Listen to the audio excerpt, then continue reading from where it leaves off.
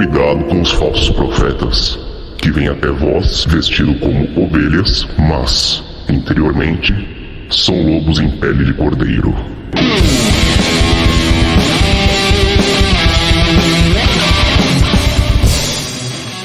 E galera, estamos aqui novamente, bom dia, né? No mais um Pele de Cordeiro, o podcast oficial do Lupus em Fábula. Hoje a gente está gravando aqui em pleno domingo, 9h30 da manhã, no Dia das Mães. Então, primeiramente, obrigado a todo mundo que está vindo aqui para assistir essa gravação ao vivo e aos nossos convidados, que a gente já vai falar um pouquinho. Eu sou o Kusamitri e a partir desse momento não acredite em nada do que você ouvir. Mas hoje, talvez você deveria acreditar, porque hoje a gente gostou tanto do que a gente fez no último episódio que a gente resolveu fazer algo parecido. A gente está fazendo talvez um pouco mais esse esquema de entrevista, é trazer uma pessoa que conhece muito de um assunto, uma pessoa que tem um conhecimento de causa, para não pegar opinião, mas pegar dado, pegar conhecimento. E hoje a gente vai estar aqui com o Tataruê Sicumbanculo. Ele é tata do terreiro de Calundu de Saravá, Tumbacunda, localizado em Sorocaba, aqui no estado de São Paulo. Até parece que eu tô no Brasil, puta que pariu. Mas localizado no estado de São Paulo. É uma religião totalmente diferente do que a gente, né, normalmente está acostumado. E eu vou estar sendo acompanhado aqui na mesa hoje pelo Rodrigo Grola. E aí, galera, beleza? O Norton, que é o nosso editor do podcast, que tá sempre aqui, de vez em já participou de episódio com a gente. Salve, galera, bom dia. E, obviamente, a gente tá aqui com o Tata Sicumbanculo. Bom dia. Bom dia, meu Anauê. A bênção de todos. E, como sempre, a gente vai rapidinho pros recados e logo depois a gente vai ter essa conversa aí que vai trazer muito conhecimento. Salve, pessoal, você está em mais um dos recados do Pele de Cordeiro. Eu sou o Rodrigo Grola e recados para maio e junho, certo? Bom, lembrando a todos que teremos mais uma edição nesse ano do Mitos Modernos, da turma de abertura, a turma de arcanos maiores, que será no último fim de semana de julho, primeiro fim de semana de agosto. Os ingressos já estão disponíveis, tem o cupomzinho de antecipado, né, que é para quem pegar aí até o meio do mês que vem, consegue um descontão bem maneiro. E então dá uma olhada no mitosmodernos.com.br, lá agora é o caminho mais fácil para você localizar informações sobre os cursos, sobre os professores, tanto do Mitos quanto do Runologia, e todos os nossos materiais, incluindo toda a relação de teclados, né, que o Kusa desenvolveu aí para a Hot Studio, que já também estão disponíveis, incluindo o iOS. Se não me engano, os recados do outro mês ainda não estavam disponíveis para iPhone, mas agora está tudo disponível, então dá uma verificada lá na nossa área de publicações que está tudo lá descrito. Não esqueça de nos apoiar. Se você gosta do nosso conteúdo, gosta dessas entrevistas, gosta dos debates que a gente faz, catarse.me/lifhod, LIFHOD, com um pequeno cafezinho ali, uma pequena contribuição mensal, você nos ajuda a manter a infraestrutura que gera esses podcasts. E por esse mês é só isso, e voltamos a nos falar no próximo. Grande abraço aí para todo mundo e sigam aí com o programa. Tata, novamente, bom dia. Como eu falei, muito obrigado por ter essa disponibilidade de vir gravar no Dia das Mães, 9h30 da manhã. Ninguém merece fazer isso e você teve essa disponibilidade, então, primeiramente, muito obrigado, muito bem-vindo. E assim, eu acho que é interessante porque a gente está trazendo hoje uma coisa que é totalmente, ou pelo menos assim, eu vou ser bem sincero, eu nunca tinha ouvido falar em Calundu. Então quando o Norton comentou, eu falei assim, cara, vamos fazer uma parada diferente, é uma coisa que... E a gente vai inclusive falar um pouco sobre isso, a gente botou até na pauta, mas não é uma coisa muito conhecida. Então eu acho que a primeira pergunta que a gente tem que fazer Tata, o que é o Calundu de Saravá e quem é você, assim, pra galera que, tipo, chegou aqui de paraquedas, assim como eu, diga-se de passagem, hoje eu tô fazendo papel realmente de ouvinte que nunca ouviu falar disso. Quem é você? O que é o Calundu de Saravá? Se apresenta pro pessoal poder conhecer um pouquinho e explica um pouco o que é. o Calundu de Saravá? Bom dia a todos. Eu tenho um título de Tataruê e um nome sagrado que a gente chama de Akangarantaia. Em outras religiões paralelas as pessoas chamam de Oruncó, de Adigina, Amadoci, que é Sicubanculo. Então eu sou Tata Sicubanculo. Eu sou sacerdote do Calundu de Saravá, que é um segmento espiritual ameríndio afro-brasileiro. Calundu é uma prática espiritual trazida para o Brasil pelos escravizados durante o século XVI, XVII, XVIII, pessoas de origem banto que praticavam o seu Nikilundu na África Banto e que eram considerados Tata Quimbanda, pessoas que tinham o título de Tata Quimbanda, pessoas que tinham conhecimento sobre o mundo natural, mundo espiritual e principalmente conhecimento sobre cura. Tratava-se de um médico naturalista da aldeia, o xamã, o cacique, o curador daquela aldeia. E essa pessoa, quando trazida para o Brasil na condição de escravo, aqui, quando liberto ou quando fugido, conseguia praticar a sua quimbanda, praticava o seu calundu, a exposição de seu conhecimento. Geralmente em troca de alimento, em troca de favores, em troca de alguma coisa. Então, quando a gente fala calundu, é uma prática espiritual banto voltada a remediar não só o corpo quanto a alma. Com o passar do tempo, esse calundu ele vai se dividir em alguns braços. A primeira prática do calundu no Brasil é o feiticeiro, o Tata Quimbanda, que vende os seus serviços. E, no segundo momento, vai ser o calundu colonial, quando tem um número muito grande dessas pessoas no Brasil e elas começam a fazer mais do que vender serviço, começam a ensinar seus conhecimentos para outras pessoas e começam a formar uma roda, um círculo espiritual em torno de si com outras pessoas. Então, isso vai ser chamado hoje em dia, tá? Na época não era chamado assim, hoje em dia vai ser chamado pelos estudiosos acadêmicos de calundu colonial. Porque o calundu começa a deixar de ser uma prática isolada para se tornar uma espécie de religiosidade, uma espécie de culto. E, em segundo momento, no final do século XVIII, essa prática do calundu colonial, que era isolado, cada um era de um jeito, todos eram banto, mas cada um era de um jeito, começa a se organizar. Então, o primeiro deles a se organizar é o calundu de Angola, que é o que a gente conhece hoje no Brasil como candomblé de caboclo, candomblé banto e as umbandas originárias, vamos dizer assim, os primeiros movimentos da roda de macumba, depois roda de macumba carioca. Então, o primeiro contato da prática isolada do calundu com a organização religiosa para ser um culto vai ser o calundu de Angola, depois a roda de macumba e o calundu de Saravá. A diferença do calundu de Saravá para a roda de macumba e para o calundu de Angola é que o calundu de Saravá ele não se atém apenas a tradições africanas banto. Ele absorve também a cultura ameríndio dos povos originários, como os Yanderus, que são divindades dos povos tupi-guaranis de etnia Carijó e Tupinambá. Tá, deixa só... Então, assim, vamos ver se eu entendi novamente. Se eu estiver errado, me corrija, por favor. Então, o calundu, ele é, vamos dizer, anterior ao que a gente hoje conhece como umbanda, como candomblé. A quimbanda tem meio que origem vindo desse calundu. E a prática que vocês têm hoje desse calundu é tentando o mais próximo possível desse calundu original que era feito antes do calundu colonial, correto? Só uma correção, não Sim. É a prática da quimbanda. A pessoa que pratica o calundu no primeiro momento no Brasil, ele era, se fosse homem, era chamado de Tata Quimbanda. Ok. Tata é conhecimentos de cura, o curador. Se fosse mulher, seria chamada de Nengua Quimbanda. Tá? Mas a primeira prática africana no Brasil é o Nikalundu, que vai ser chamado no Brasil de Calundu por conta da dicção dos portugueses. Eles não conseguiam falar Nikilundu, então eles vão chamar de Calundu. Então a Calundu é mais um apelido do que a palavra original. Ok.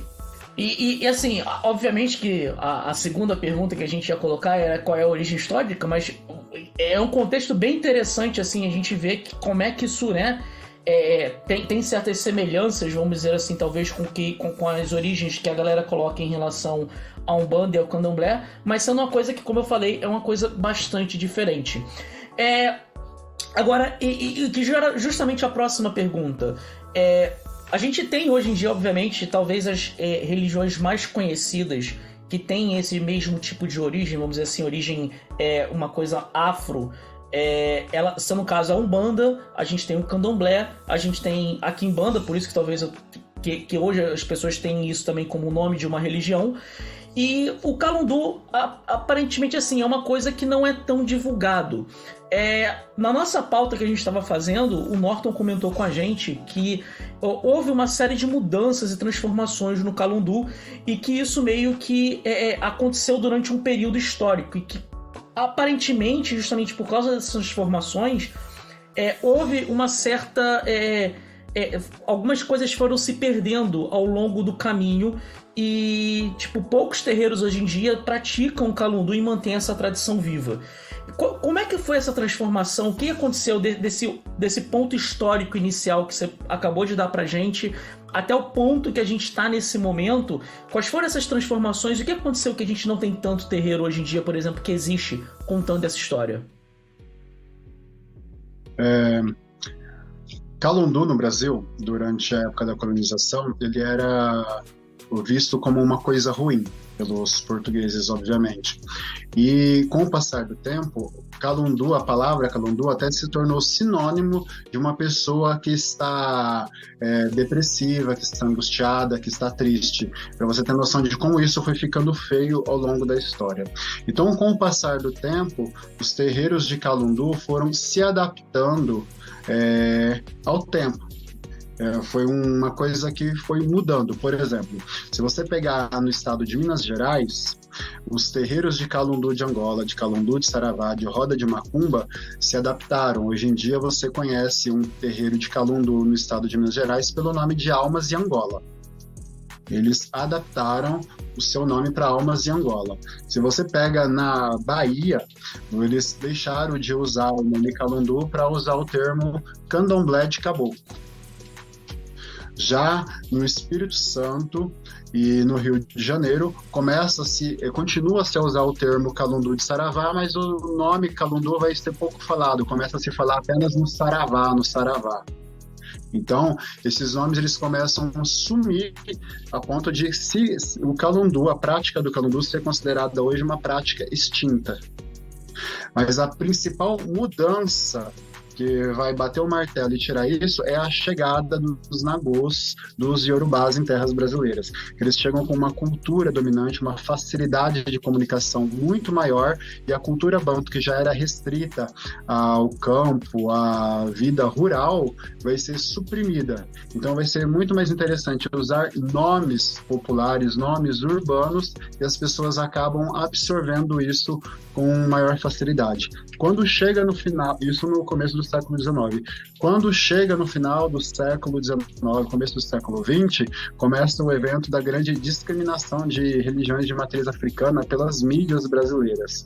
Aí é quando vai ter alguns eventos no Rio de Janeiro, e que vai ser muito mais interessante você usar um termo popular como Umbanda de linha, centro espírita de Umbanda, do que continuar com a placa no seu terreiro. Terreiro de Calundu, terreiro de Saravá, terreiro de Roda de Macumba. As pessoas vão buscar fugir da discriminação, utilizando nomes que são mais aceitos no momento pela sociedade em questão.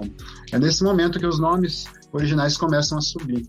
O grande guerreiro que mantém o seu nome em si é o Candomblé, que nunca mudou o seu nome desde quando começa a usar ele, mas todas as outras religiosidades brasileiras adaptam o seu nome a Umbanda. E isso não fica restrito ao Calundu. A gente tem uma régua no Brasil, que é a Umbanda ou Candomblé. Mas a Umbanda ou Candomblé, das religiões de matriz afro no Brasil, são as mais recentes. Você pega religiões aí que são muito anteriores à Umbanda e muito mais anteriores ao Candomblé. Você vai pegar o Jari, o Xangô, você vai pegar aí o Tambor de Mina, você vai pegar aí o Minanagô, tem os cultos do Codó, tem o Terecô no Maranhão. Então tem o batuque no Rio Grande do Sul, que é muito anterior ao candomblé baiano, mas que vão ter o seu nome suprimido pela Umbanda e o candomblé. Ok, então seria correto afirmar que algumas religiões que a gente ainda tem hoje, elas ainda praticam, ou pelo menos têm algumas práticas que se assemelham ao Calundu, mas que por esse processo que você comentou, talvez elas não usem mais o mesmo nome? Sim. O candomblé de Angola, por exemplo, o candomblé Congo-Angola, ele é um calundu. Hoje em dia, a gente vê uma nagotização muito grande dentro dos terreiros de candomblé de Angola. A gente vê eles copiando muito o candomblé de Queto, o candomblé de Fon, as vestimentas, a forma de fazer o xerê, a forma de estabelecer as coisas. Mas, originalmente, o candomblé de Inquice é um calundu. Entendi. E hoje... dependendo da nação, o culto, nem toda nação cultua orixá, né? Tem algumas outras nações. O orixá, se eu não me engano, ele é Angola, né? Outras nações o orixá tinham é de Queto e de Fon. Queto e Fon. Isso. As nações que cultuam orixá é Queto e Fon. Aí vai ter Jeje também, que é mais parecido com o Queto, tá? Mas assim, a gente tem que sempre criar, eu gosto muito de falar em datas, assim, tem que criar um mapa mental do tempo, ó. De 1536 a 1830, só existe registros oficiais no Brasil de chegadas de pessoas bantus, de pessoas que cultuavam Inquice. Apenas a partir de 1836 é que começa a chegada de pessoas no Brasil que cultuavam orixá e vodum. Então você pega aí quase 300 anos em que a presença negra no Brasil só cultuava Inquice. Não tinha orixá, não tinha vodum, não tinha outra orientação africana. E nesses quase 300 anos, a gente teve aqui a chegada das pessoas que praticavam o calundu, a chegada das pessoas que vendiam o seu conhecimento, a organização dos cabulas, do calundu colonial, do calundu de Angola, o calundu de Saravá, as rodas de macumba. E tudo isso surge antes da chegada da primeira pessoa no Brasil que cultuava orixá. O Inquice, até onde eu entendo, ele é meio parecido com o orixá, não é? Assim, o Inquice, ele é basicamente o elemento ou a manifestação de um fenômeno da natureza. Então, quando a gente fala de um Inquice das águas doces, a gente está falando da água doce em si. A gente não está falando de um espírito que viveu na água doce, a gente está falando da água doce em si. Isso é Inquice. Não é antropomorfizado. Não é. A água doce é a água doce mesmo. A gente chama ela de Quisimbe. Certo.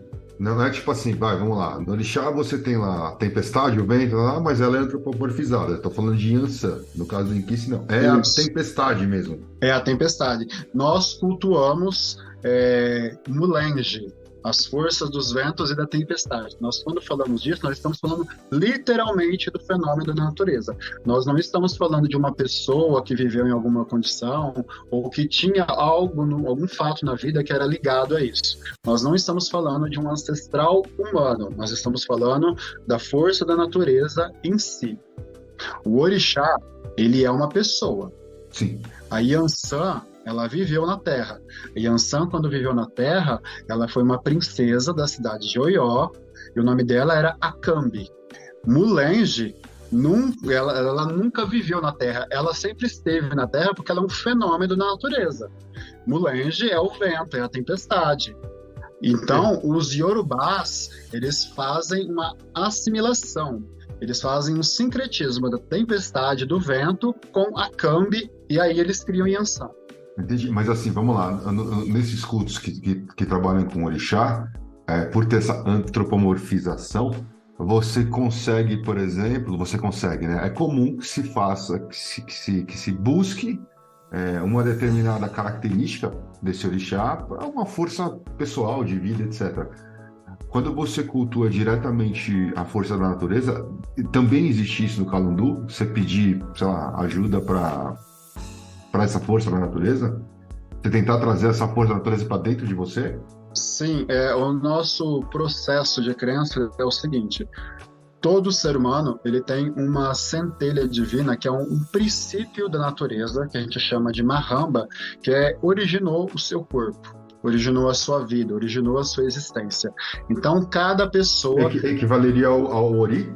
Não, porque tem a ver com a origem da pessoa e não com a ideia de uma divindade ligada a uma missão de vida.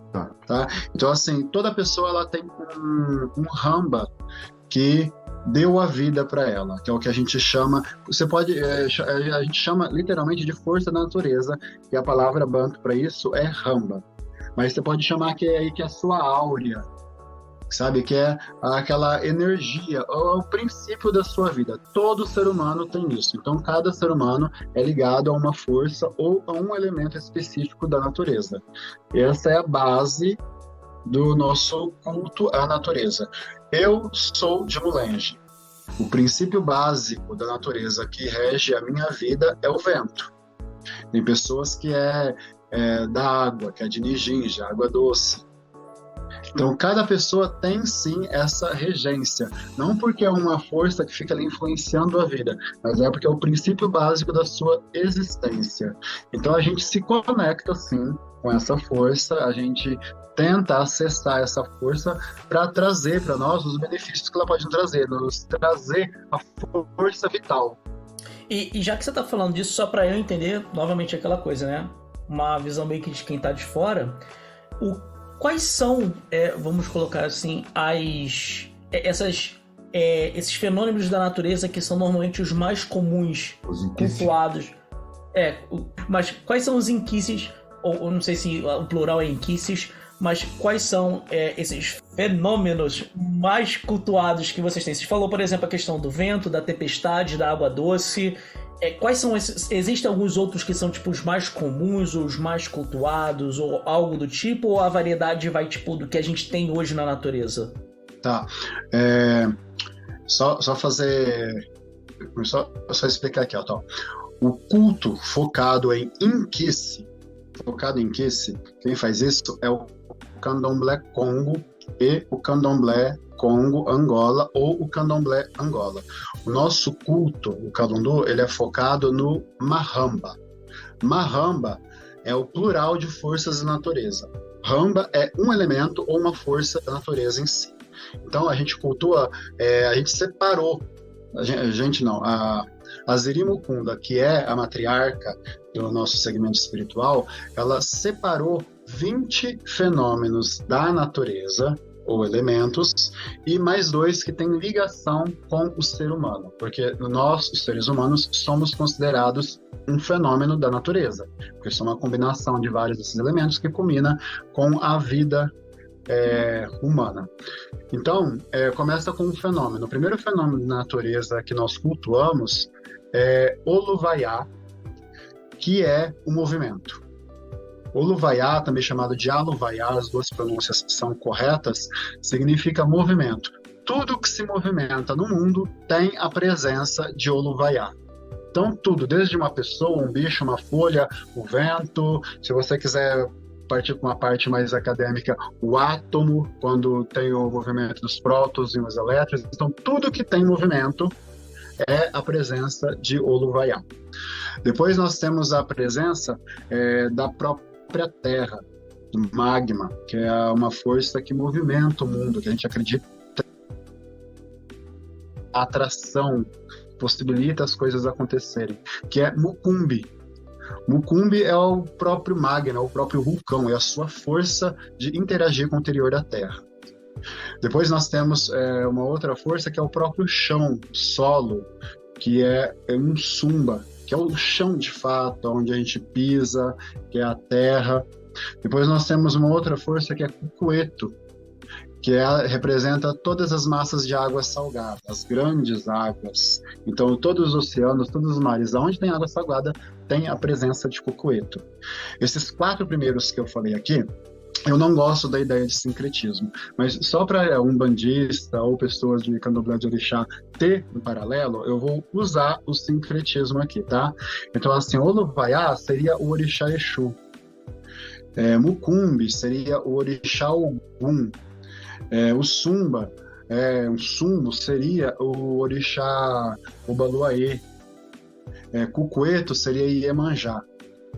Então, esses são os 4 primeiros, exatamente nessa ordem, pra gente, eles funcionam nessa ordem. O primeiro não, mas os outros 3 costumam ser muito comum. Mas citando os mais comuns, Kisimbi, que é a água doce, que você pode aí fazer um paralelo com Oxum. Um outro que também é bastante comum pra gente é Lembadiaganga, que as pessoas do Queto cultuam como Oxalá. Mas basicamente tudo que existe na natureza, um elemento como a água, que é Kisimbi, um fenômeno como o vento, que é Mulenge, todos eles são tidos como divindades, porque são forças da natureza. Eu queria entender agora, assim, e aonde os Yanderus entraram? Tá. Os Yanderus, eles também são forças da natureza, assim como os Mahambas. Então, se você pegar, são 2 culturas diferentes, uma de cada lado do Atlântico, mas que cultuavam exatamente a mesma coisa. Então, quando eu falo de Uluwaiá, que é responsável pelo movimento no ponto de vista Banto, eu falo aqui no Brasil, nos povos originários, de Ayangá. Ayangá é uma divindade do caminho, do movimento, é uma divindade que tem o poder de acessar os mundos, ele anda entre o mundo dos vivos e o mundo dos mortos, e onde tem um caminho, onde tem uma estrada, a Uluwaiá percorre esse caminho, então ele está sempre em movimento. Quando eu falo de Nijinji, que é a água doce para o povo Banto, aqui eu falo de Uiara, que é a água pura que brota do chão, a água potável, a água que pode ser bebida por todas as plantas e todos os animais sem causar nenhum dano ao corpo, à saúde da pessoa. Então, quando eu falo Yanderu e quando eu falo Ramba, eu estou falando força da natureza, Deus primordial, Deus originário. Então, não é um sincretismo, são 2 palavras em 2 culturas diferentes que significam que fazem referência à mesma coisa, ao mesmo elemento ou ao mesmo fenômeno. É diferente de sincretizar um inquice com um orixá, que são 2 coisas diferentes. Entendi. Mas aí, hoje, dentro do culto, se trabalha mais com a, vamos dizer, terminologia Banto ou indígena? Se usa mais Banto, a cultura Banto acaba sendo dominante. Entendi. Mas, assim, falando da prática, como a gente cultua um fenômeno, uma força da natureza, então você pode até usar o termo em português que você vai estar falando da mesma coisa. Por exemplo, eu posso falar salve a água doce, ou eu posso falar Arueu Iara, ou Pembele Simbi. Em 3 línguas diferentes eu fiz referência à água doce. Tata, mas como é que funciona o Calundu na prática? Como é que funcionam os trabalhos de Calundu hoje? Nós dividimos os nossos trabalhos, a nossa crença, em 2 momentos. O momento ancestral e o momento natural. O momento ancestral nós chamamos de Anculo, o momento natural nós chamamos de Mahamba. O ancestral, os Anculos, é o que é mais sagrado, é tido pelo Calundu como o mais sagrado. Então, todas as pessoas que nasceram antes de mim, que foram necessárias nascer para que eu estivesse aqui, são meus ancestrais diretos, são pessoas que são importantes para minha ancestralidade e me são objetos de culto. Então, eu tenho o ancestral mais importante para mim, que é o meu Baculo, também chamado de Bacuro, mas o termo não é correto. O termo correto é Baculo, que é um ancestral que me acompanha, que cuida de mim. Ele é uma pessoa que tem um laço sanguíneo ancestral comigo, é uma entidade, um espírito que me acompanha, cujo objetivo desse acompanhamento é cuidar da minha pessoa, porque ele é um ancestral que se apegou a mim de alguma forma, por algum motivo da ancestralidade, e que é uma entidade que roda comigo no terreiro. Ele concentra, incorpora, ele passa por mim, assim como acontece em terreiros de Umbanda, com os mensageiros, no terreiro de Candomblé, com os caboclos.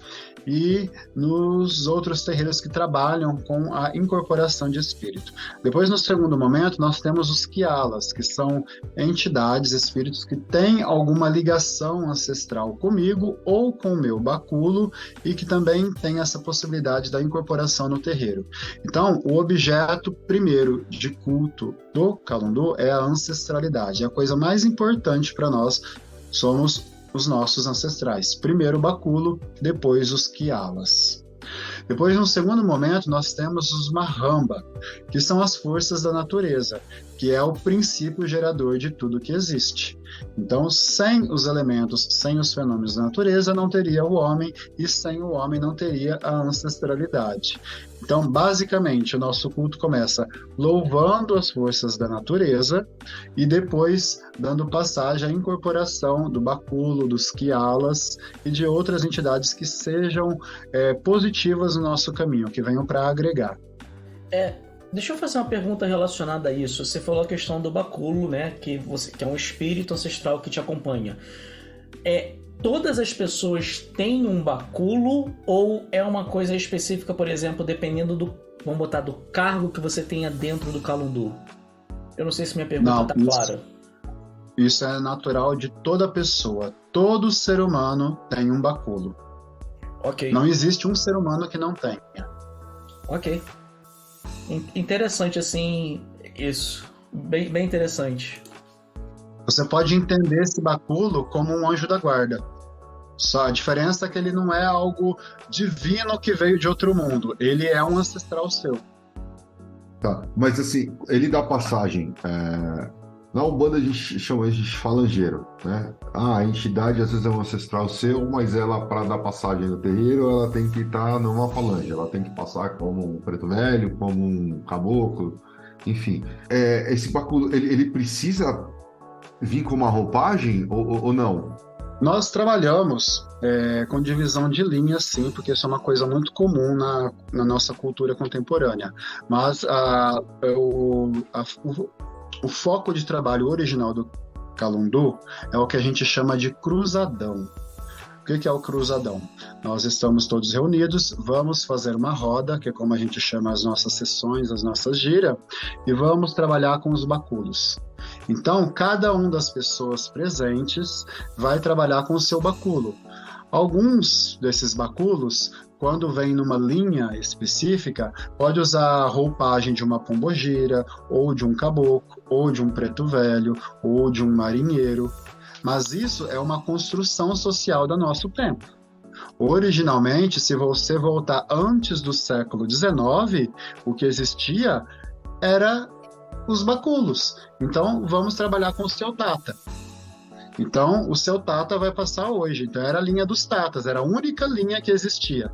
E as pessoas trabalhavam apenas com o báculo. Algumas vezes, algumas pessoas trabalhavam também com o quiala. Então, não importa a roupagem que esse espírito tenha, não importa a época que ele tenha vivido. Na linha original dos Calundus, que era uma linha só, ela podia usar a roupagem que ela quisesse e ia trabalhar todo mundo junto e misturado. Certo. E aí isso se preserva até hoje. Então, assim, todas as rodas se trabalha com báculo. Você não precisa ter uma roda de uma entidade específica. Não, nós separamos. De vez em quando a gente faz o cruzadão, que é a roda só para os báculos. Mas, assim, cotidianamente, aí quando a gente marca as rodas, nós trabalhamos com linhas específicas. Tá. E assim, eu sei que tem algumas linhas de candomblé que trabalham exclusivamente com orixás, certo? Então, assim, e orixá não dá comunicação, né? Orixá, ele dança, ele brada, ele dá grito de guerra, mas ele não dá comunicação. Então, eu sei que ainda existem alguns candomblés que é isso, é praticamente um culto a orixá, mas não tem atendimento. O Calundu, quando você tem essas rodas, existe um atendimento? Você tem uma assistência, um público que vai até lá conversar com os báculos, né? Sim, existe sim. tem as pessoas que vão atrás ou de assistir, ou de participar, ou de conversar com a entidade. Então, isso é aberto como em qualquer terreiro comum. Você está lá, você está com problema, você quer tomar um passe, quer fazer um descarrego, você quer conversar com a entidade, isso te é permitido em qualquer roda. Entendi. Eu queria dizer, aonde a tradição indígena entra mais forte, assim, é mais visível dentro do culto? Quando a gente trabalha com os povos originários, quando a gente trabalha com os de pena. Os povos originários nós chamamos de pena ou de caboclo, mas o termo correto é de pena. Então é onde eles estão mais fortes. Todo terreiro de Calundu, ele é dedicado ao caboclo da casa, ao de pena da casa. Então ele é tido como chefe da casa.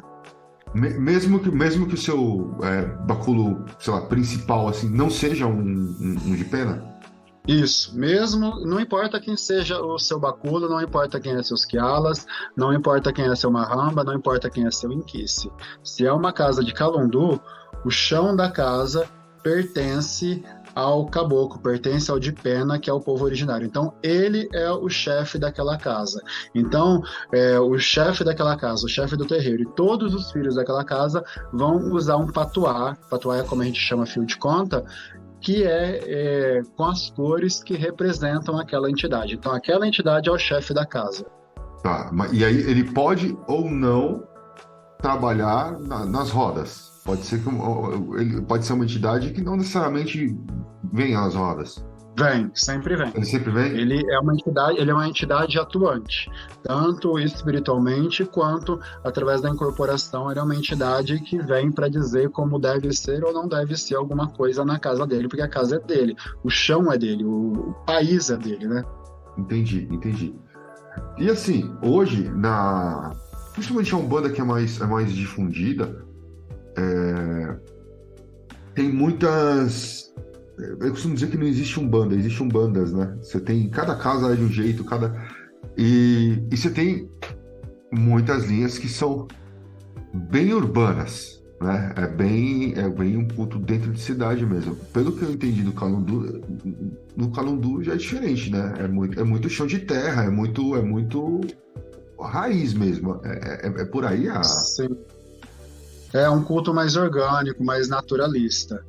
O momento, vamos dizer assim, mais urbano das nossas rodas é quando trabalha com o povo da rua, que tem os compadres e as comadres, que popularmente as pessoas conhecem pelo nome de Exu e Pombogira.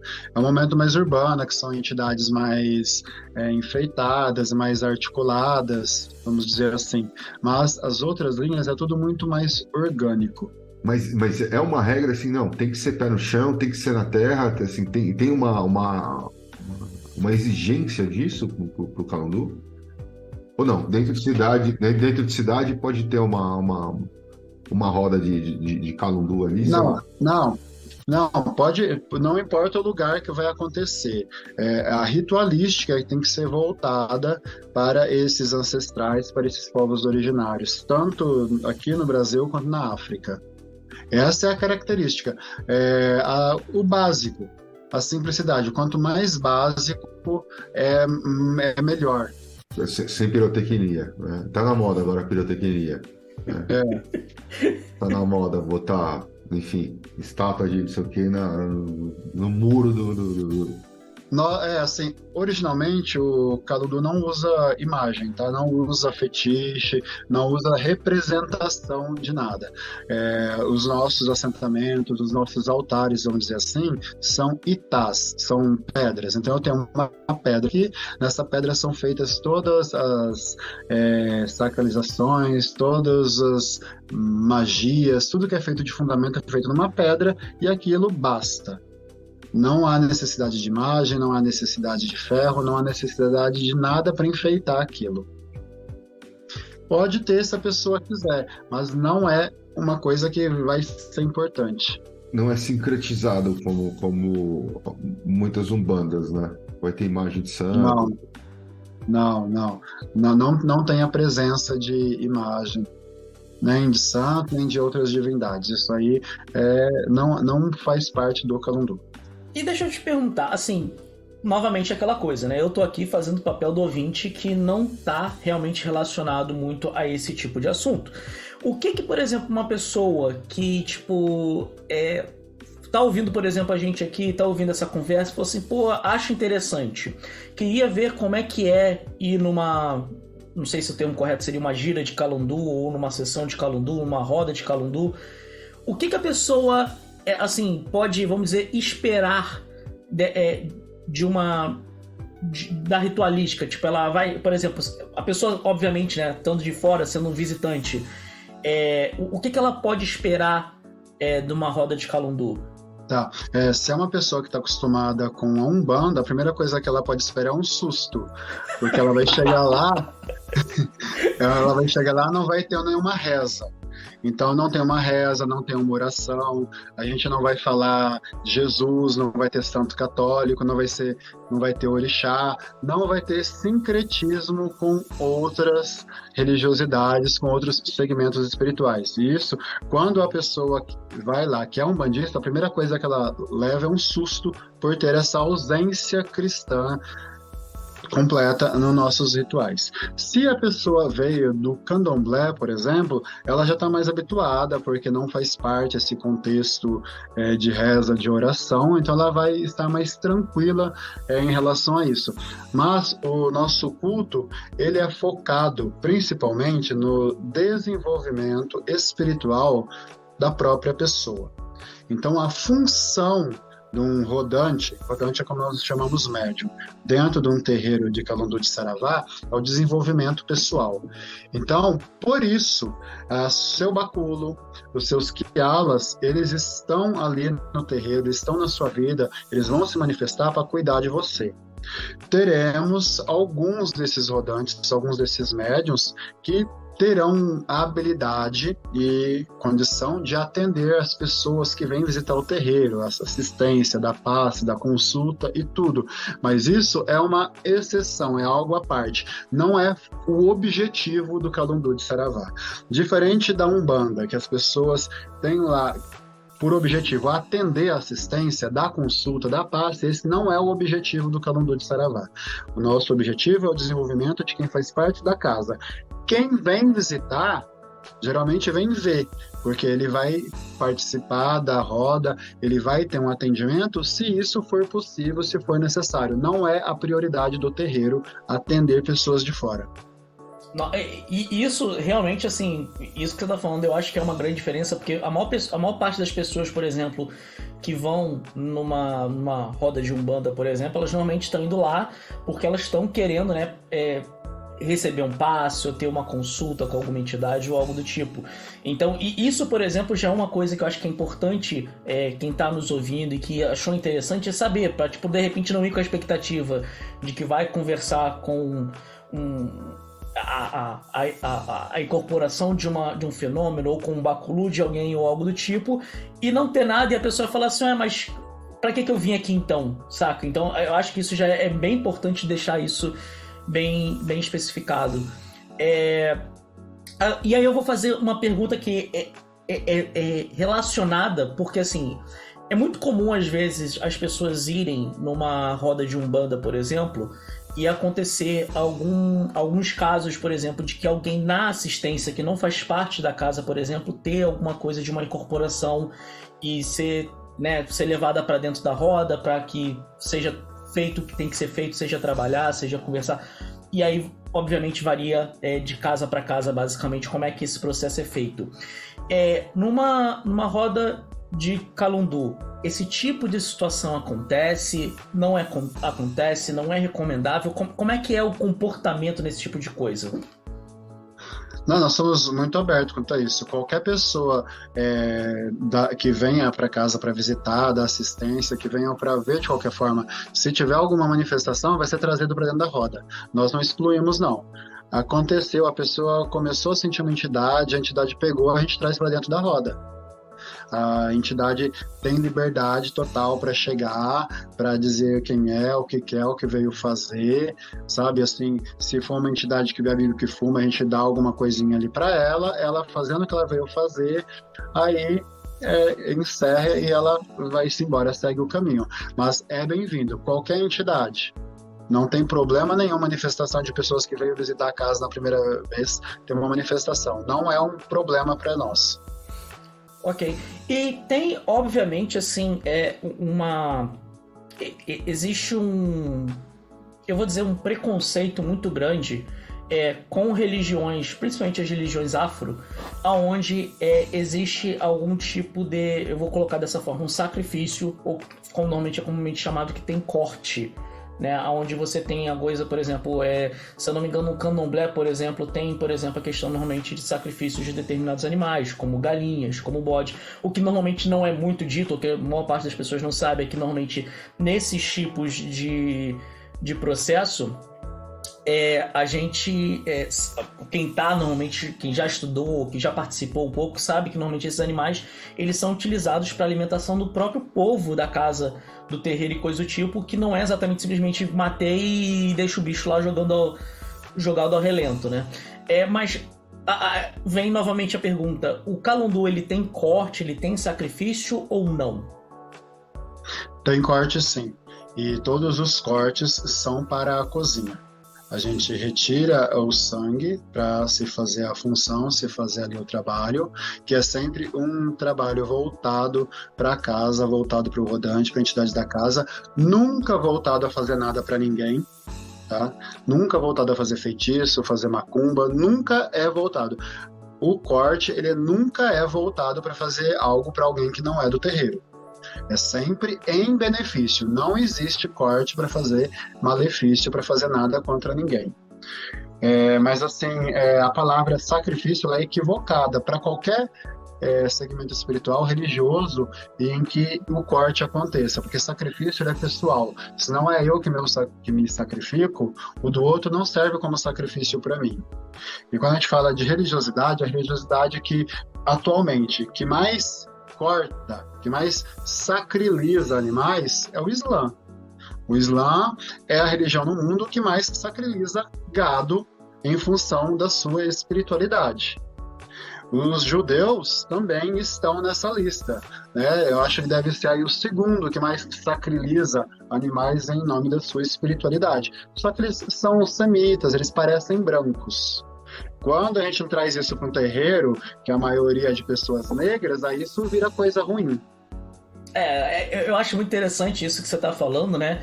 Que é aquela a velha piada, mas com aquele fundo de verdade, que muitas vezes as pessoas só ouvem a parte da piada e não param para analisar, que é aquela coisa, as pessoas falam tanto de fazer o corte de animais por causa de candomblé e tudo mais, mas todo mundo come o peru no Natal.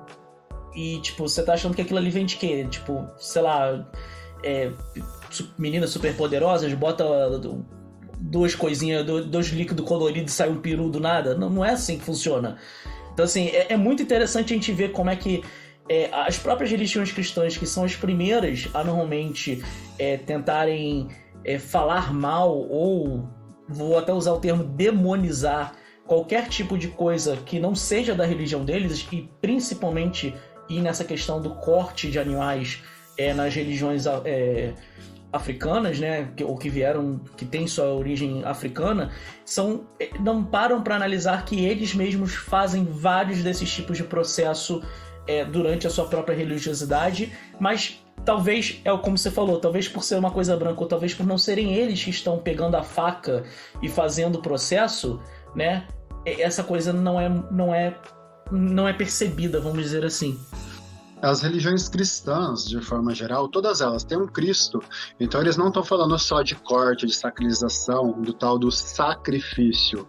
Eles estão falando de sacrifício humano. Jesus foi cortado, ele foi pregado, foi um sacrifício humano. E em toda ceia, eles comungam da representação do corpo de Cristo. Eles ainda têm a ideia do canibalismo. Eles não só sacrificam o Cristo toda ceia, como eles também comem o corpo de Cristo. Então não é só sacrifício, eles também têm o canibalismo simbólico. E é uma parada que muitas vezes a galera não para pensar, e é muito interessante como às vezes uma perspectiva, sabe, mudar só um pouquinho o ângulo de visão do que a gente está falando, traz às vezes à luz, vamos dizer assim, algumas coisas que as pessoas normalmente não querem talvez olhar, Vamos botar dessa forma. Obviamente que muitos dos nossos ouvintes talvez se aproximem, vamos botar assim, do Lupus em Fábula, de mim, do Grola, do Keller, que não está aqui hoje, porque a gente tem essa questão do nosso trabalho com oráculos, né? No caso, o Grola e o Keller têm aí o Tarô, Mitos Modernos e Cultura Pop, que é o curso deles de tarô, focado em aprender tarô numa forma atual, né? Em vez de tentar utilizar 12 trabalhos de Hércules que ninguém mais sabe quais foram e entender a simbologia que eles tinham, eles fazem isso trabalhando com filmes, com livros, com que a gente hoje em dia tem um conhecimento aí vasto pra gente. Eu tenho meu trabalho com runas, então eu pego os poemas rúnicos e tento fazer algo parecido. Eu tento pegar o conceito que eles têm, explicar o conceito, fazendo uma referência para os nossos dias atuais. E a gente, na nossa pauta, a gente estava colocando que existe, né, um oráculo, que é um jogo sagrado, chamado Urupema, né, que é do Calundu. Você pode falar um pouquinho como é que é esse jogo sagrado, qual é a intenção dele, como é que ele funciona? Sim, o jogo da Urupema é o seguinte: a palavra Urupema, em tupi, ela significa pineira. É uma pineira especificamente feita com lascas de bambu taquara trançado. Então, a Urupema, ela é o nosso oráculo. É nela que são jogados os zimos, 22 zimos. Zimo é como nós chamamos os búzios gema. E através da combinação de aberto e fechado, e da posição em que os zimos, que os búzios caem, a gente tem a fala do Ococoalungo. Ococoalungo é o espírito dos ancestrais. E a Urupema, por que é uma pineira feita de bambu? Porque bambu é o símbolo de matamba, da ancestralidade. É um inquice de um ramba que representa o caminho da alma, do espírito dos vivos até o mundo dos mortos e vice-versa. Então a Urupema é feita de bambu porque pertence à matamba, e é a matamba quem conduz os espíritos de um lado a outro, de um mundo a outro. Então, para ser um oráculo do Calundu de Saravá, tem que ser jogado dentro de uma pineira, de uma urupema, e essa urupema tem que ser de bambu e tem que ser consagrada à matamba, e se joga com 22 zimos. E normalmente, quais são as... vamos botar assim, eu não sei se o termo certo seria utilizações, mas quais são os tipos de perguntas normalmente que as pessoas estariam fazendo, por exemplo, numa consulta de urupema? Seria... futuro, passado, aconselhamento, ou pode ser qualquer uma dessas opções anteriores? Qualquer uma das opções, sobre qualquer assunto. Pode ser sobre a espiritualidade, pode ser sobre a vida familiar, a vida profissional, a vida amorosa. Qualquer assunto questionado, a Urupema, ela vai responder, ela vai te dar um posicionamento. Então, assim, eu falei um momento atrás a respeito de que nós dividimos em 22 rambas. 20 desses rambas são forças da natureza ou elementos da natureza. Só que nós trabalhamos com 22 rambas. O que são esses outros dois que eu não falei naquele primeiro momento? Nós temos o 11º, que é a própria ancestralidade, que é o ramba dos anculos, dos ancestrais, que é onde aparecem os baculos, os quialas, carrego positivo, carrego negativo, e todo o contato que a pessoa tem com a espiritualidade. Fala da própria pessoa e sua ancestralidade. Nós, seres humanos, somos tidos como um elemento natural da natureza. E o 22º, que é o Cocoalungo, que é a consciência do universo. E essa consciência do universo é representada para nós a respeito do como o espírito de todos os adivinhos, de todas as adivinhas que já viveram. Então nós acreditamos que quando invocamos a Urupema, o espírito de cada adivinho, de cada sensitivo, de cada pessoa que já viveu na face da Terra, é invocado para essa Urupema, para essa pineira, naquele momento, para trazer as respostas para o oráculo. E aí, eu acho que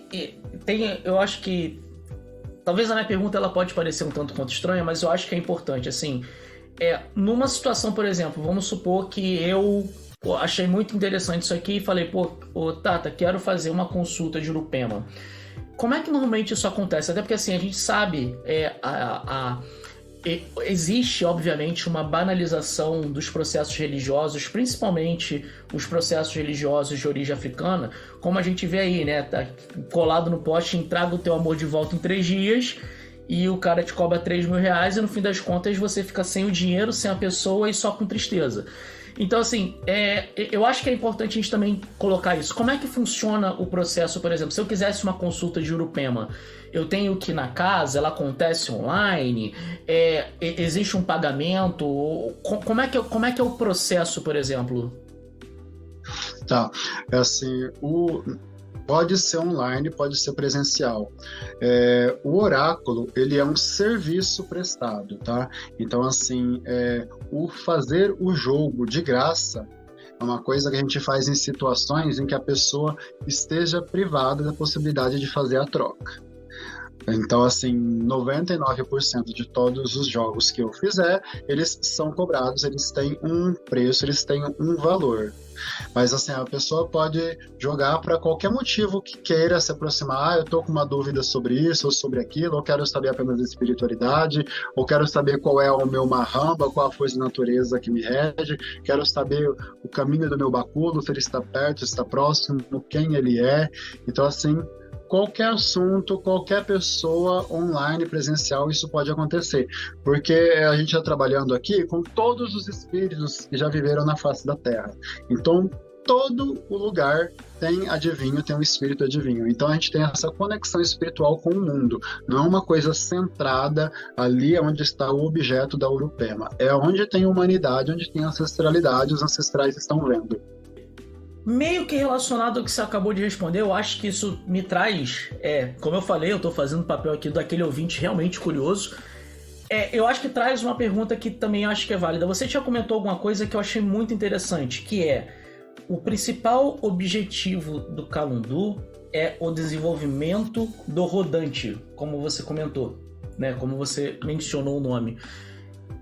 Isso me leva a um outro ponto que eu sei que, por exemplo, na Umbanda existem normalmente alguns processos onde a pessoa que quer não vou dizer se iniciar, mas que ela quer fazer parte, ela vai ter um processo de desenvolvimento mediúnico para poder, inclusive, fazer toda a parte, né, de trabalhar esse processo de incorporação, para que assim ela possa realmente ajudar a assistência numa roda de Umbanda.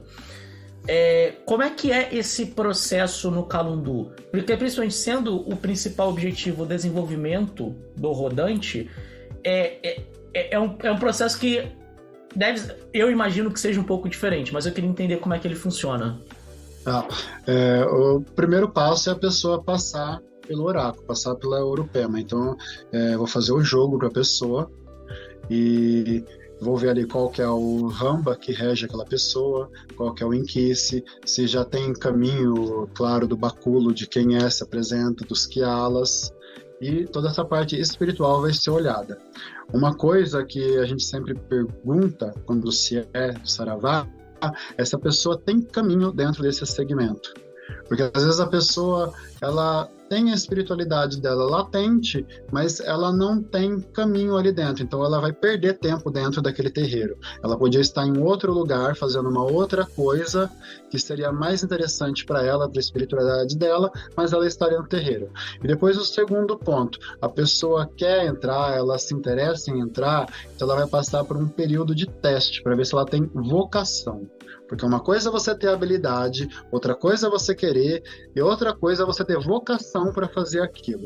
E se você não tiver os 3, um só ou 2 não vai te garantir sucesso.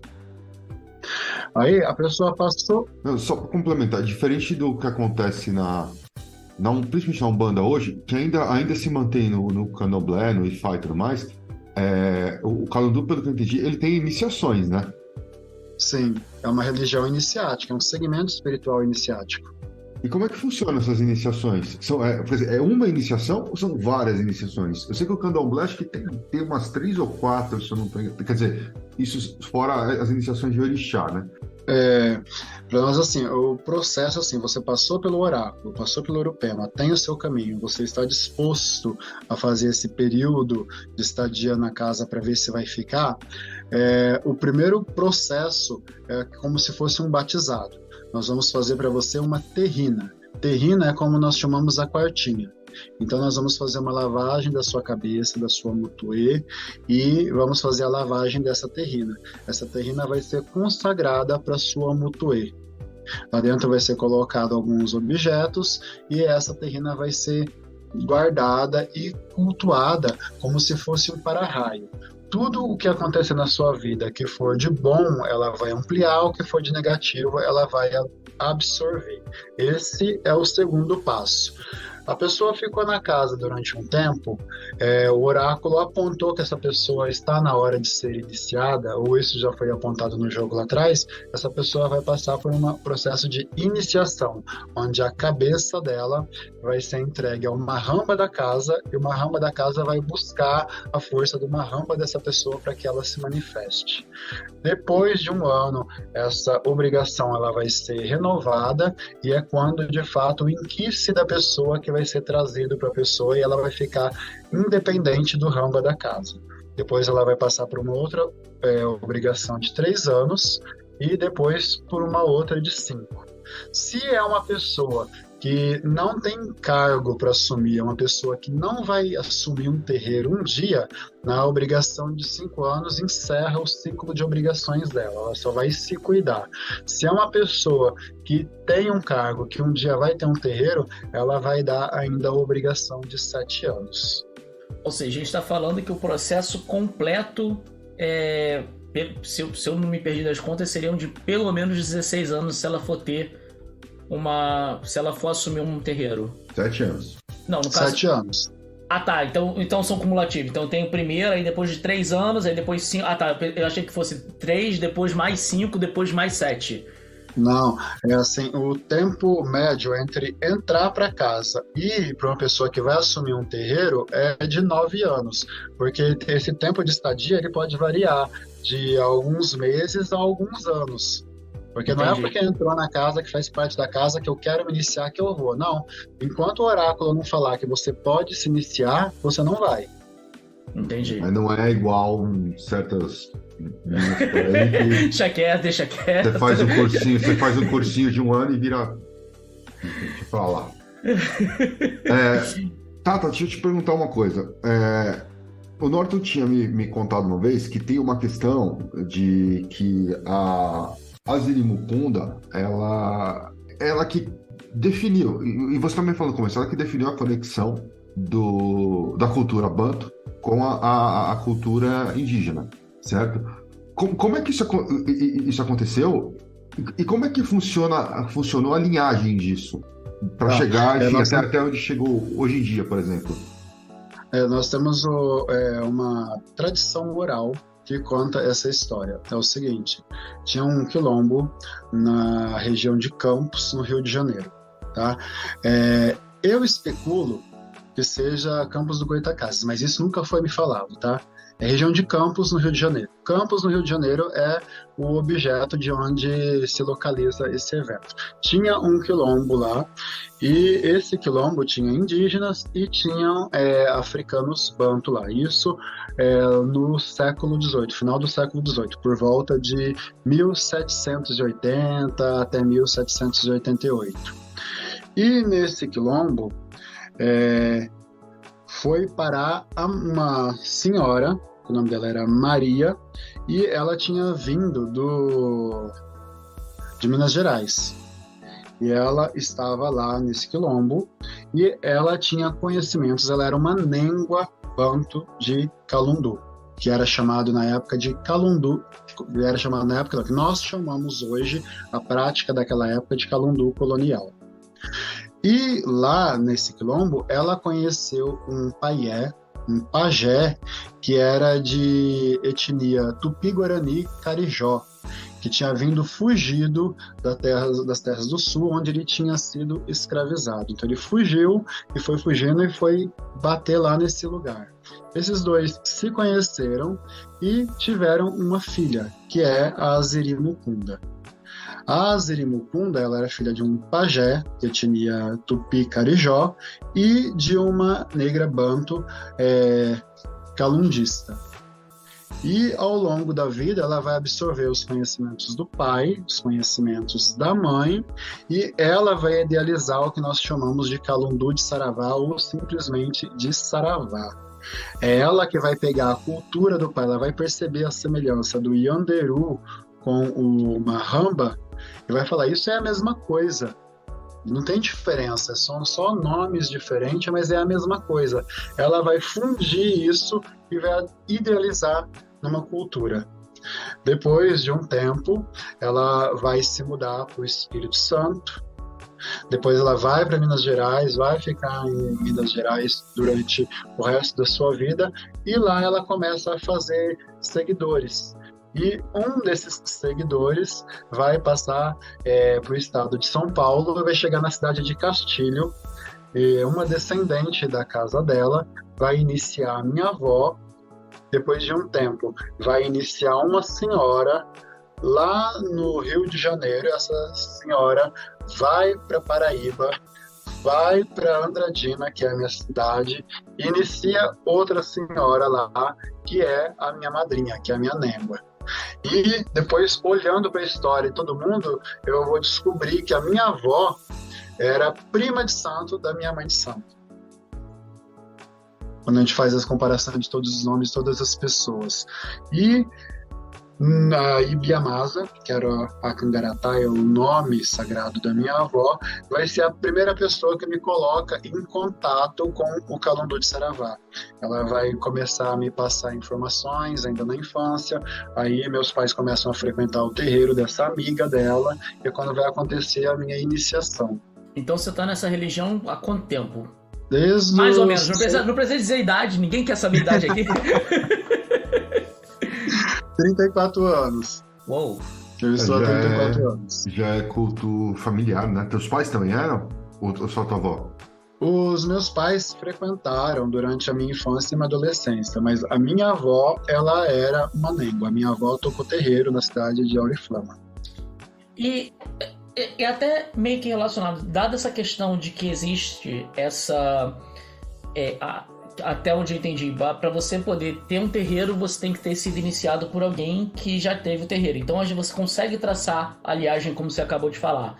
Além do terreiro, tem que ser hoje, existem outros terreiros no Brasil? Olha, que eu tenho informação, eu tenho 2 irmãs de santo que tocam terreiro na cidade de Andradina, mas elas sucumbiram à narcotização e à Umbanda, elas absorveram coisas da Umbanda, né? E tem o terreiro originário da minha avó na cidade de Castilho e um terreiro de uma descendente espiritual da minha avó na cidade de Oriflama. Ok, ou seja, são poucos terreiros no Brasil. Fora esses terreiros eu não tenho informação, tá, de que existam outros. Mas quando você fala que elas absorveram, é porque assim, quando você fala assim, que elas absorveram a Umbanda também, mas é porque eu conheço muitas casas que, principalmente na relação Umbanda e Candomblé, na verdade, não é que tem uma absorção, é que assim, eles têm dias diferentes para cultos diferentes. No caso delas, isso realmente miscigenou? Ou não? Não, beleza. Elas têm um dia que elas tocam o Calundu de Saravá e um dia que tocam Umbanda. Não, elas absorveram de fato por causa da formação delas, tá? Uma delas, o pai dela já era um padrinho de Umbanda, ele já tocava a Umbanda nagotizada, então ela entra para o terreiro de Saravá, ela se desenvolve, faz a caminhada dela, mas quando ela segue o caminho dela, ela segue a linha do pai. Então ela trabalha muito com a ideia de orixás, com a ideia de santos católicos. A outra, antes de chegar no terreiro de Saravá, ela tinha sido espírita kardecista. Então ela tem isso muito enraizado nela. Então isso faz dela basicamente uma umbandista de linha. Então elas meio que se separaram, elas deixaram o Calundu de Saravá de lado. A pressão é muito grande. As pessoas chegam na minha casa, por exemplo, vê uma pessoa branca tocando um ritual de matriz ameríndio-afro que não reza para Jesus, elas ficam em pânico. Mas você realmente acha que... porque assim, hoje a gente tem uma quantidade muito grande de pessoas que têm uma curiosidade absurda em relação principalmente, o Ifá cresceu muito nos últimos anos, né? E o Ifá, meu, é culto nigeriano, é culto de orixá direto mesmo, assim. E eu vejo que eu tenho, enfim, tenho alguns amigos do Ifá, né? Inclusive uma das mães de santo que cuida de algumas coisas para mim hoje é de Ifá. Às vezes não, é candomblé, eu acho que é mais como um facilitador para a pessoa entender, né? Porque a gente fala, mas existe, mas eu vejo que essas linhas mais originárias cresceram muito. Você acha que ainda tem esse tipo de preconceito? Tem muito. Tem muito. E eu tenho uma visão muito específica a respeito dessas pessoas que são do candomblé ou são da Umbanda, mas principalmente que são do candomblé que vão para Ifá. Eu acho que eles estão indo atrás de validação para uma coisa que eles não precisam. Entendi. É porque eu tenho um pezinho enfim, e eu sempre gostei muito de conhecer terreiro, eu nunca tive muito essa crise de esse aqui é mais sincretizado, esse aqui é mais tradicional, não tem sincretismo, não tem, enfim, Jesus. Eu nunca tive essa questão. Eu tenho um problema sério que nem eu já ouvi uma vez um cara falou pra mim, eu tava com uma guia, ele falou, eu sou da Umbanda também. É mesmo? De onde você é? Ele falou, eu sou de uma casa de Umbanda, eu nem lembro o que era, mas fala, como é que é lá? Não tem orixá, não tem santo, não tem atabaque, não tem incorporação. Eu falei, então isso é espiritismo, isso é Umbanda. Aí é complicado, entendeu? Mas assim, eu vejo que tem muitas... Porque tem muita gente que tem, inclusive, um certo ranço com qualquer coisa que venha ligada à cultura cristã, né? A gente tem... particularmente conheço bastante gente que tem isso, assim. Então, se é uma casa, ela chega, ela já vê santo, ela não quer. Ela, assim, se for orixá, ok, mas chegou em santo, rezou Pai Nosso, ela já não quer, entendeu? E eu, como, assim, nos últimos anos a gente tem lidado muito com o pessoal que é um pouco ligado, né? Tem um pezinho na magia do caos, e que tem esse ranço, eu falo, você precisa começar a avaliar. Você fala, porque assim, se você realmente trabalha com magia do caos, você não pode ter ranço de nada. Entendeu? Você tem que saber a função de cada coisa e saber que, mesmo as linhagens cristãs têm sua aplicação, né? Então, eu particularmente vejo muito... Mas eu entendo esse ponto da validação, de tentar buscar uma coisa mais raiz, vamos dizer assim. Enfim, conheci gente já que foi... iniciado na Nigéria, né? Foi, enfim, com alguns babadorixás, foi para a Nigéria para poder fazer as iniciações. Mas, por exemplo, você vê pessoas que chegam lá no Calundu e depois nunca mais voltam, porque justamente por isso, por ter esse receio? Assim, sobre a validação, para concluir, eu não acho válida a validação, porque Ifá ela não é africana, né? Ifá é árabe, é do Islã. É a aplicação do conceito islâmico em cima da cultura africana. Então, se a pessoa sai daqui do candomblé, vai para a Nigéria para se iniciar em Ifá, para dizer que validou o candomblé dela ou o conhecimento de orixá, na verdade não validou, porque o Ifá, a base toda do Ifá é árabe, não é nigeriana. Então, eu acho que não valida, que não funciona. Por isso que eu disse que eu acho que não funciona. Entendi. E Norton, você que vivenciou principalmente a Umbanda e agora foi para o Calundu, o que você vê de semelhança, de diferença? O que acrescentou, o que refinou, vamos dizer assim, na tua forma de trabalhar, de cultuar? O que mudou na parada toda, cara? Tô quase respondendo tudo, porque mudou praticamente tudo. Assim, eu comento com o Tata, né? Desde que entrei, eu não tinha problema com a Umbanda, nenhum. Por mim, estaria até hoje lá, né? Pra mim tava tranquila a vida, assim, modo de se falar. Mas eu tive um contato com... Isso foi um pouquinho antes de começar a pandemia, eu tive um contato com o Preto Velho, e ele me deu a orientação de que meu tempo estava acabando ali, eu tinha que sair. E eu fiquei triste, né, tudo. E até pedi que ele, já que ele que estava me orientando a isso, ele que falasse com o meu isolador. E eu não queria, pra mim eu estava bem. E foi feito isso, o isolador entendeu, eu saí, me desliguei e fiquei um tempo sem chão, assim. E ele falava pra eu ter calma que isso ia acontecer.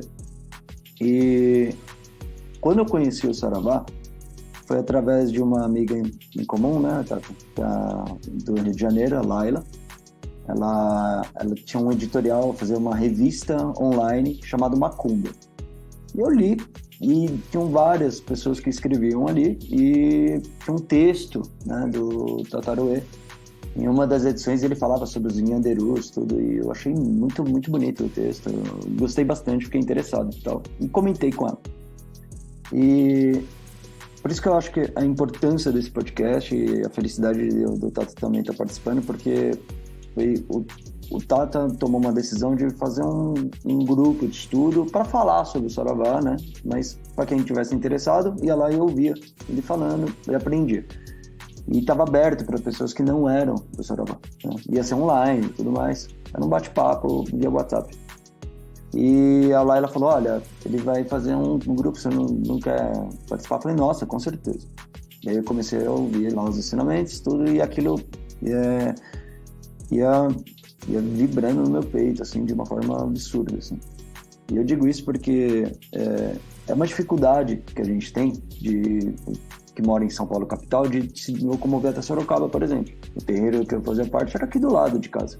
Existem outros também perto de casa. Então a primeira dificuldade é essa. Só que aquilo ia vibrando no meu peito de uma maneira de que, assim, a dificuldade da distância já foi eliminada da minha mente, assim. Eu falei, não, isso não vai me impedir. Algo me disse que eu tenho que ir lá, né? E aí, todo esse processo que o Tataruê comentou, eu passei. Então, primeira vez, quando eu tomei a coragem, né, e perguntei a ele, falei, será que eu posso fazer parte de alguma forma? Eu primeiro queria visitar, né, para conhecer. E aí passei pelo jogo da Urupema e ali apareceu que tinha um caminho, era bem-vindo na casa, né? Como filho espiritual mesmo. E aí a primeira vez que eu fui, o Tataruê já até me instruiu, pode trazer roupa, tá? No caso, uma farda branca que eu tinha, eu levei. E foi impactante, porque, como o Tata disse, a gente toma um susto, né? Eu tomei um breve susto, assim. Então, não tem um congá, sabe? A gente tá acostumado a ver, né? E de repente você é tomado por aquilo. É diferente.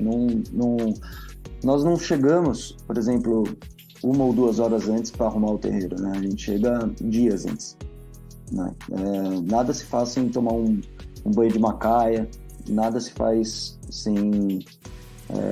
para nós a roda, ela como o Tata sempre nos ensinou, ela é o fruto de todo o trabalho que vem na função antes. Praticamente a função é mais importante que a roda, assim, eu peço perdão se eu estiver dizendo algo errado, tá? Mas sem ela, colocar tudo no lugar. Os ensinamentos são passados ali. Então a roda, não é que ela é menos importante, a roda é o fruto de tudo isso.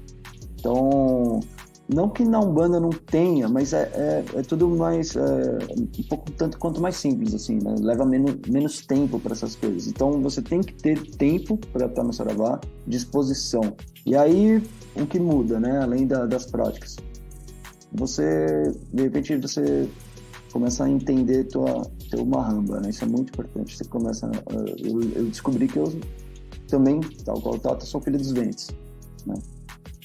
Kayango me rege, e aí quando você é iniciado pro seu Ramba, a tua vida começa alguns desenlaces começam a acontecer. Então, como o Tata disse, a sua terrina amplia as coisas positivas e absorve as coisas negativas, e de fato acontece na prática, assim. Então, se eu puder, eu não quero desmerecer de forma alguma a Umbanda, mas se eu puder colocar dos 8 anos que eu convivi com esse 1 ano e meio que eu estou no Saravá, a velocidade das coisas que aconteceram na minha vida, assim, sempre ficou de tal forma que eu acho que é um encontro mesmo, né, com a sua força, com a sua energia, né? E além dos baculhos, né?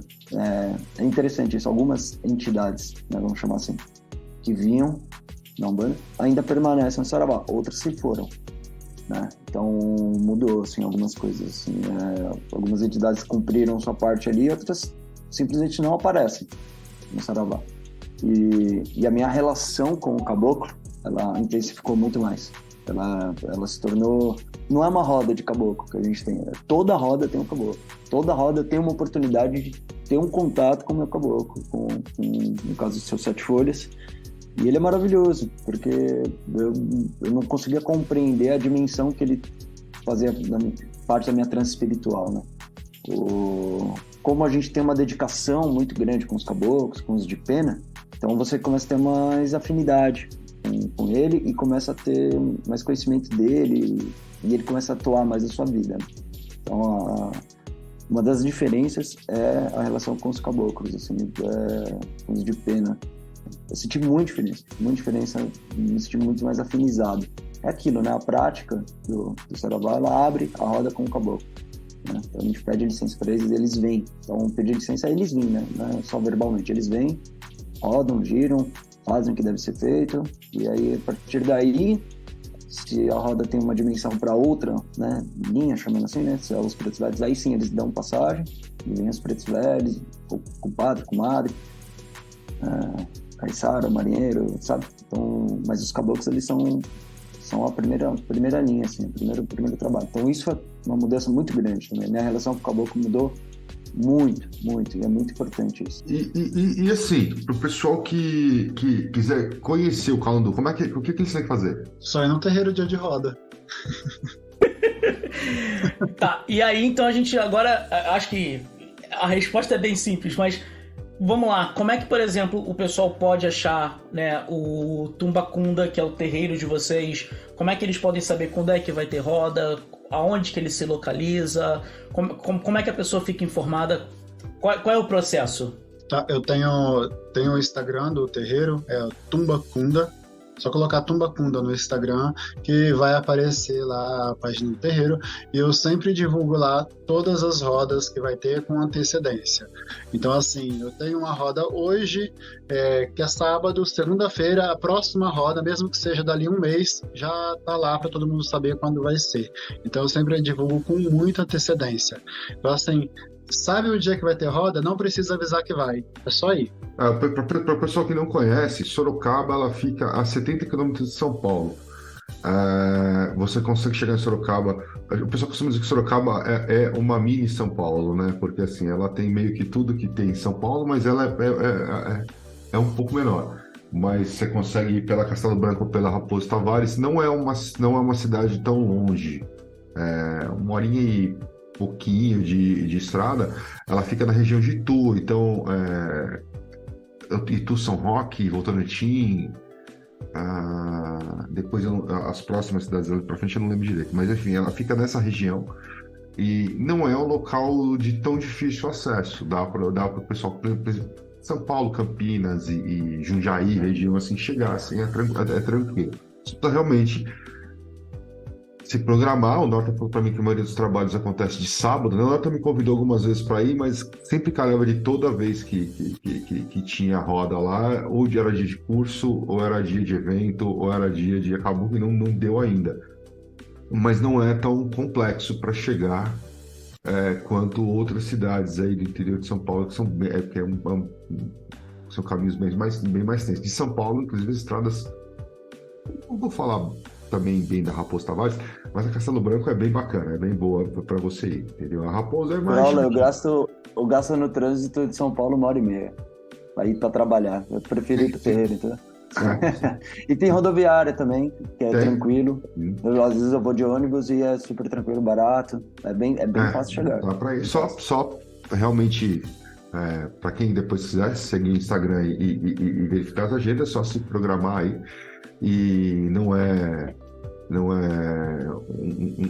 uma cidade tão longe, assim, tão puxada para fazer isso. E Tata, perguntando, se a pessoa, por exemplo, quiser, eu não tenho como ir numa roda porque eu tô longe, ou moro em outro estado, ou moro em outro país, ou algo do tipo, mas queria fazer, por exemplo, um jogo de Urupema, ou queria fazer alguma coisa, O Instagram seria a melhor forma de contactar você nesse momento? Pode ser Instagram, pode ser WhatsApp. Entrou em contato, a gente conversa. Tá, você Sem passa os problema contatos nenhum. pra gente então, que a gente vai deixar tudo aqui na descrição desse episódio. Norton, tu tem alguma consideração a fazer para a gente poder começar a encerrar esse episódio? Agradecer a oportunidade que vocês trazem, né, pra gente divulgar o Saravá. Agradecer o Tata. Sua bênção, Tata. Obrigado por mais ensinamentos. Toda vez que ele comenta, conta as histórias, sempre a gente aprende mais um pouco. E convidar as pessoas a conhecer o Tata. Aproveitar a oportunidade de dizer, ele é uma pessoa de muita coragem em manter o Saravá como a avó dele fazia. Não é fácil. As pessoas às vezes ainda procuram um tanto quanto cristianizados, como a gente vê nas umbandas. E não tem problema, cada um tem o seu lugar, né, como o Tata disse. Mas ele é uma pessoa de muita coragem em manter isso. Mas os benefícios dessa coragem dele são uma missão de muito valor que ele tem, né? Ajuda muito a todos nós, os filhos da casa que estamos lá, né? E pode ser que ajude você a conhecer. Então não tenha medo, não tem porquê você não tentar dar essa chance, né? Deem chance a conhecer o Saravá, que vai valer muito a pena, assim.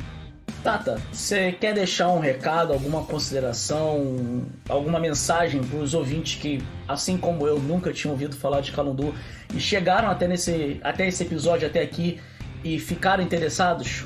Eu gostaria de agradecer a oportunidade aos senhores. E meu recado para as pessoas é o seguinte: quando você falar de espiritualidade, desvincula o seu pensamento de religião. Procura dentro de você o que seria bom para você praticar, fazer para você se sentir bem. E não pega a primeira igreja, não pega o primeiro terreiro que aparecer no seu caminho. Dá uma olhada, vai conhecer, vai mais de uma vez, vê se é aquilo que você se sente bem. E a partir daí, você começa a estudar a possibilidade de se achegar, de fazer parte de alguma coisa. Não vai entrando só porque as portas dos terreiros e das igrejas estão abertas, não. Pergunta para você mesmo, procura lá seu baculo, seu anjo da guarda, sua força. É isso que eu preciso para mim? É isso que eu quero? É o meu recado. E se não encontrar nada por aí, vem conhecer a gente. E, Grolão, você tem mais alguma coisa? Não, é isso aí, cara. E para todo mundo que está nos ouvindo aí, não esqueçam de catarse.me/LifeRod. Se você gostou desse conteúdo, se você gostou dessa entrevista e das entrevistas que a gente tem feito, ou dos episódios que a gente tem feito, não esqueça de nos apoiar, deixe lá seu apoio, porque é ele que mantém toda a estrutura que a gente construiu para manter os episódios no ar, certo? Então você pode nos apoiar mais uma vez pelo catarse.me/LifeRod e pelo Instagram também, @LifeRod, LFHOD. No lupusinfabula.com.br você tem lá toda a relação de podcast, ele leva você para a página do Podbean, mas você também pode acompanhar pelo Spotify, até pelo YouTube. A gente está compartilhando os episódios no YouTube também, embora sem o vídeo, mas a própria plataforma faz automaticamente, ou qualquer outro agregador. Tem gente que até hoje não gosta de ouvir podcasts pelo Spotify, prefere ter agregadores para isso. Todos os agregadores aí conseguem acessar nossos episódios, tá? Mas você consegue também lá no lupusinfabula.com.br ver a listagem dos episódios que a gente já fez. E agora, recentemente, temos também o mitosmodernos.com.br, e fica mais voltado para todo o conhecimento de tarô. Em breve faremos também o site de runas. Vamos fazer ali um espelho e fazer, embora também tenha lá as informações do curso no mitosmodernos.com.br. Então todo o ecossistema que envolve tanto a Rod Studio quanto o Lupus em Fábula tá ficando mais organizado, né? Inclusive, para quem não conhece, de 2 teclados, agora temos quantos teclados, Cussa? 11 teclados disponíveis, tanto na App Store do Google quanto da Apple. Então, para você que quer escrever com runas no seu WhatsApp, Telegram, ou que é mais fácil achar as funções, os glifos de astrologia ou de alquimia, Temos teclados lá para todos esses segmentos, tá? Lembrando que a Hot Studio ainda é um estúdio de design e desenvolvimento, né? Embora a gente tenha focado mais nos treinamentos nos últimos anos, mas ainda somos designers e desenvolvedores. Então todo o nosso ecossistema está ficando mais arrumadinho, vamos dizer assim, para facilitar para o público em geral localizar tudo que a gente faz, tá? Então, e aí, se você gosta, especialmente do podcast, não esqueça do catarse.me/LifHod, LIFHOD. Então, gente, para quem chegou aqui, nosso muito obrigado. Norton, muito obrigado. Tata, muito obrigado pela sua participação. Tá? Que vocês tenham um ótimo domingo, um bom Dia das Mães com a mãe de vocês. E a gente se vê no próximo episódio.